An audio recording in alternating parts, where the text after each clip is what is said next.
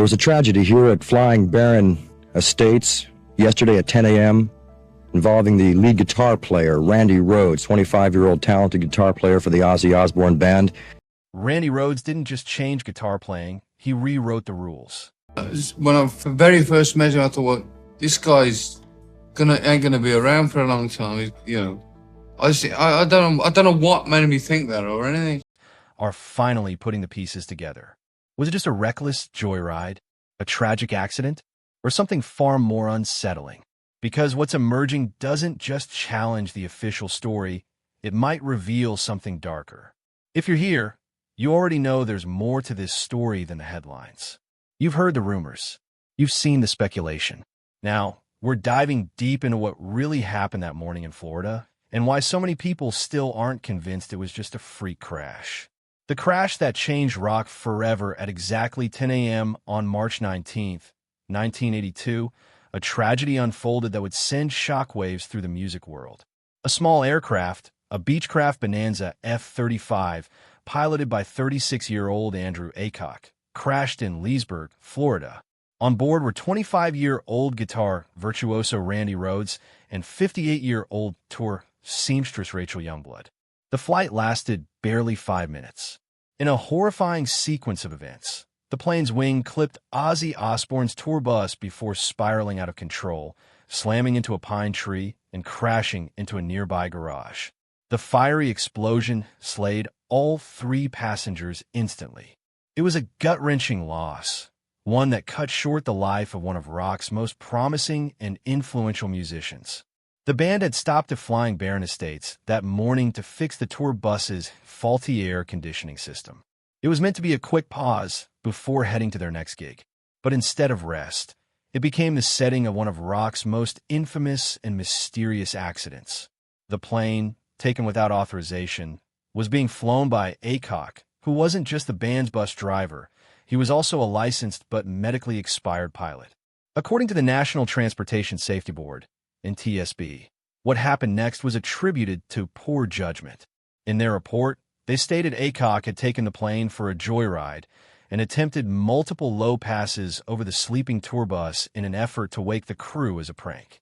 But on the 3rd attempt, something went wrong. Terribly wrong. The plane clipped the roof of the bus, causing the left wing to shear off. This sent the aircraft veering violently, its nose diving straight into a nearby garage. It exploded on impact. Fire engulfed the area. Eyewitnesses, including keyboardist Don Airey and bassist Rudy Sarzo, would later describe the scene as apocalyptic. Sarzo said it looked like a war zone. Body parts were scattered. Smoke blackened the skies. And in the middle of it all stood the smoldering remains of the home, the plane, and any hope of rescuing those inside. But here's where the story gets deeply unsettling. According to official findings, the incident was a reckless stunt gone wrong. Yet that version fails to account for several odd, even chilling details described by eyewitnesses and bandmates. Multiple insiders have long claimed the NTSB's explanation only tells part of the story. According to Don Airey, who was outside the bus photographing the plane with a telephoto lens, the aircraft wasn't just flying low, it was struggling. He claimed he could see a commotion inside the cockpit, the wings tipping erratically from side to side, and the plane nearly going diagonal at one point, just 6 feet off the ground. Airey stopped taking photos moments before the crash, sensing something was very wrong. He wasn't the only one. The most haunting part? Randy Rhoads didn't want to be on that plane at all. Randy had always hated flying. He avoided it whenever possible. So why did he say yes this time? According to those close to him, Randy only agreed to go up in the air to take some aerial photos of the estate for his mother, who had always supported his music career. It was supposed to be a calm flight. Nothing more. Rachel, too, had her doubts. She told Aycock she had a heart condition. Aycock reportedly promised to take it easy, with no stunts or sudden drops. It was meant to be a short ride around the property. Nothing dangerous. Just a few circles in the sky. And yet, multiple insiders believe the NTSB's version barely scratches the surface. What exactly are they saying? Randy's final hours, the final hours of Randy Rhoads' life, began like any other day on tour, a blur of travel, exhaustion, and anticipation for what came next. After finishing a show in Knoxville, Tennessee on the night of March 18, 1982, Ozzy Osbourne's band loaded onto their tour bus and began the overnight drive toward their next destination. They were bound for Orlando, Florida, but sometime during the early hours of March 19th, the bus developed issues with the air conditioning system. The decision was made to make a quick detour to Flying Baron Estates in Leesburg, a private air park where the bus company's headquarters were located. It was meant to be a routine stop, a moment of maintenance and rest before pressing on. Instead, it would become the backdrop to one of rock music's most horrific and perplexing tragedies. Flying Baron Estates was unlike any ordinary neighborhood. The community was built around private runways, with residents literally parking their planes in backyard hangars. It was here that the band, groggy from overnight travel, parked the tour bus while most of the crew remained asleep. As morning broke, Andrew Aycock, the band's tour bus driver and a licensed pilot, decided to take to the skies. Though not scheduled or authorized to fly, Aycock had access to a Beechcraft Bonanza F-35 parked on the premises. What followed was a string of decisions that remain hauntingly inexplicable. Around 9 a.m., Aycock took off for his first joyride of the morning, accompanied by tour manager Jake Duncan and keyboardist Don Airey. According to Duncan and Airey, the mood was lighthearted. Aycock flew low, buzzed the bus deliberately to wake the sleeping crew inside, and returned safely. The stunt was reportedly received with amusement by those watching from below. But as with many reckless thrills, one successful stunt often tempts another. And this time, the risk would prove fatal. For the second flight, Aycock invited Rachel Youngblood, the band's 58-year-old seamstress, and Randy Rhoads. Both were known for avoiding unnecessary risk. Rachel had a heart condition and had previously expressed reluctance to fly. Randy, too, was famously afraid of flying. He had often skipped short flights altogether in favor of staying grounded. But on this particular morning, he agreed, not to chase a thrill, but to take some aerial photos of the estate for his mother. Aycock again promised a calm flight. No loops, no dives, just a couple of gentle passes for a few snapshots. It sounded harmless. The plane lifted off shortly before 10 a.m., and witnesses on the ground initially assumed it would follow the same pattern as the first flight. But what followed was anything but routine. Don Airey, standing outside the bus and taking photos of the flight, noticed almost immediately that something was off. Through his telephoto lens, he saw a strange commotion inside the cockpit. The plane's wings were swaying from side to side more violently than before. It wasn't playful, it looked panicked. Then disaster struck. On the third low pass over the bus, the left wing of the Beechcraft clipped the vehicle's roof. The impact tore the wing from the fuselage, sending the plane into an uncontrollable spin. Within seconds, it slammed into a pine tree, then nosedived into a garage attached to a nearby mansion. The explosion was immediate. Flames and black smoke engulfed the crash site. Those who ran from the bus to help were met with a scene of unimaginable destruction. There were no survivors. But here's the part that few discuss. Randy wasn't originally supposed to be on that flight alone. Rudy Sarzo, Ozzy's bassist and Randy's close friend, had also been invited to go up that morning. The two often did everything together on tour, late-night adventures, sightseeing, and occasionally aerial excursions. But on this particular day, Rudy said no.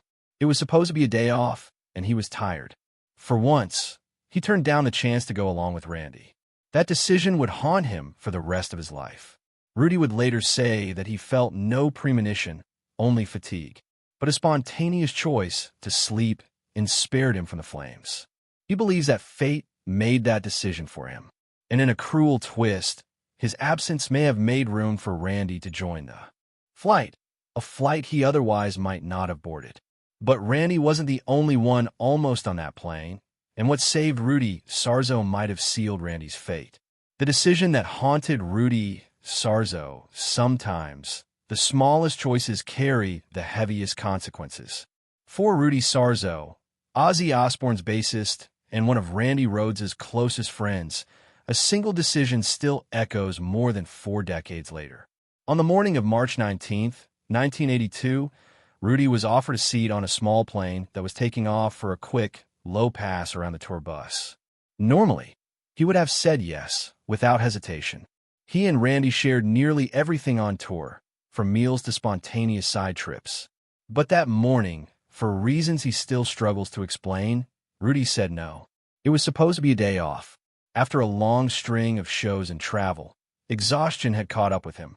The idea of staying behind and getting a few extra hours of rest just felt right. At the time, it was a rare moment of indulgence. But within the hour, that decision would take on a weight he never imagined. The plane he was invited to board, the one carrying Randy Rhoads and Rachel Youngblood, crashed in a fiery explosion after clipping the tour bus. All three aboard died instantly, and Rudy Sarzo was left behind, safe and shattered. In the years that followed, Rudy would speak often and openly about the survivor's guilt that consumed him. He described waking up to the sound of the explosion, running from the bus, and seeing his tour manager screaming, "They're gone. They're all gone." At first, Rudy didn't know who was aboard. The moment he realized it had been Randy, his musical brother, it was like the air had been ripped from his lungs. He's called that day the moment that defined the rest of my life. And no matter how much time has passed, the grief never left. But Rudy doesn't believe Randy died in vain. According to him, something about the crash's trajectory suggests Randy took action in his final moments. Rudy is convinced that Randy helped steer the doomed plane away from the tour bus, potentially saving the lives of everyone aboard. The Beechcraft's wing clipped the bus roof, but it didn't penetrate it or crash directly into it. Rudy believes that had the plane been even a few feet lower, it would have collided with the full side of the bus, slaying everyone inside. "Randy saved us," he has said. "I'm 1,000% convinced." This belief isn't just an emotional coping mechanism. It's grounded in the strange pattern of the crash. The damage to the bus was limited. The impact was high enough to shear off a wing, but not catastrophic to those sleeping inside. It's a haunting image. Randy, realizing the crash was inevitable, tried to aim the plane away from his bandmates. If true, it was his final act, one of instinct, courage, and selflessness. Eyewitness Don Airy added a disturbing visual detail that supports the idea something was going very wrong inside the plane. Airy had taken out his camera and used a telephoto lens to capture close-up images of the cockpit. What he saw wasn't a calm joyride, it was chaos. He described the wings tipping wildly, the aircraft wobbling like it was being fought over. There was a struggle, Airy said. Something was happening in there. The plane tilted to near-vertical moments before impact. It wasn't just a miscalculated stunt. It looked like someone had lost control or was desperately trying to regain it. That raises unsettling questions. If Aycock had already flown a smooth circuit earlier that morning, what changed on the second flight? Randy didn't want to go up. Rachel had a heart condition. Aycock was reportedly partying the night before. And inside that cramped cockpit, something went wrong, badly wrong. So if Randy didn't want to fly, and Aycock had already flown once, what triggered the chaos inside that cockpit? Bob Daisley's theory in the decades since Randy Rhoads' death, the official narrative has remained relatively unchallenged, until former Ozzy Osbourne bassist Bob Daisley stepped forward with a theory that upended everything. According to Daisley, the cause of the crash may not have been pilot recklessness or cocaine-fueled bravado. Instead, he believes the tragedy was sparked by something far more tragic and unpredictable, a heart attack mid-flight. And not just any heart attack, but one suffered by Rachel Youngblood, the band's beloved seamstress and one of the 3 people on board that ill-fated flight. Daisley laid out this theory during an episode of the Talk Louder podcast, and it immediately sent ripples through the rock community. According to him, the Beechcraft Bonanza F-35 was a dual-control aircraft, meaning both front seats had access to the yoke and pedals. If Rachel, seated beside Aycock, suffered a heart attack and collapsed suddenly, her body weight could have pressed down hard on the controls. If she stomped the rudder or yoke, even involuntarily, it could have forced the plane into an unexpected and deadly dive. The type of aircraft they were flying, with its infamous V-tail design, is known to be difficult to stabilize once it goes into a spin. In Daisley's view, the pilot may have simply been unable to recover in time. And here's the heartbreaking detail that supports his theory. Rachel reportedly didn't want to get on that plane. She had been open about her heart condition to the crew. She told Aycock that morning she wasn't feeling well and didn't think it was a good idea to fly. Aycock, who had already taken Don Airy and Jake Duncan on a low, showboating flight, reportedly promised to take it easy with her. No stunts, just a calm loop or two, he allegedly told her. His reassurances, combined with Randy's decision to go up and take aerial photographs, may have convinced her that it was safe. And yet, it's possible that those few minutes in the air proved too much. According to Daisley, the autopsy revealed that Rachel had indeed suffered a heart attack prior to impact. It wasn't a rumor, it was a medical fact. If true, this small but devastating event may have created a cockpit environment that no pilot, even a sober and trained one, could have controlled. Aycock, seated beside her, may have panicked or overcorrected.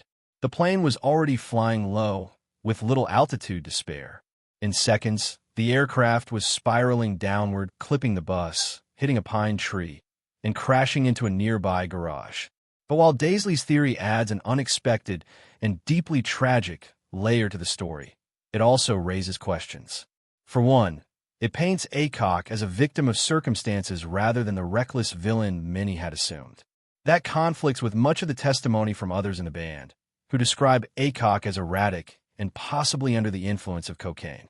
In fact, the FAA's toxicology report later confirmed cocaine was found in Aycock's system, fueling the theory that he was impaired at the time of the crash.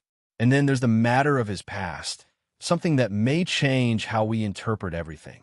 Andrew Aycock wasn't just a bus driver moonlighting as a pilot. He had been involved in a previous fatal crash 6 years earlier in the United Arab Emirates. Details about that incident remain murky, but the fact that he had a prior death on his aviation record is chilling.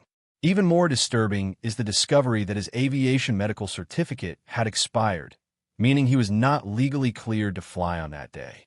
He had no business behind the controls, especially with passengers. But there's a darker possibility, one that hints this was no accident at all, and it centers on Aycock's past. What was Andrew Aycock hiding?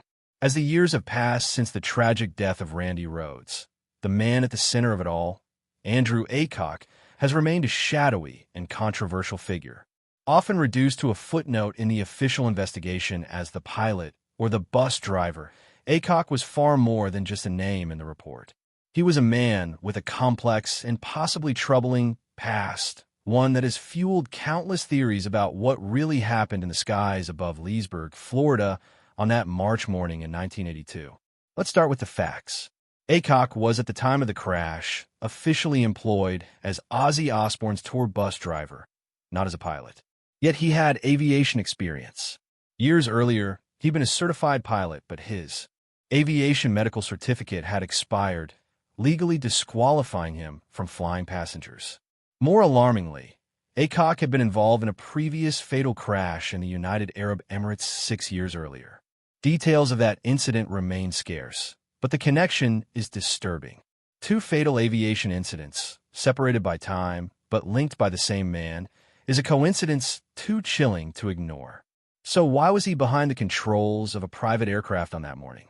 Why was he even allowed to fly a plane with crew members on board? According to reports, the Beechcraft Bonanza F-35 Aycock flew was not his property.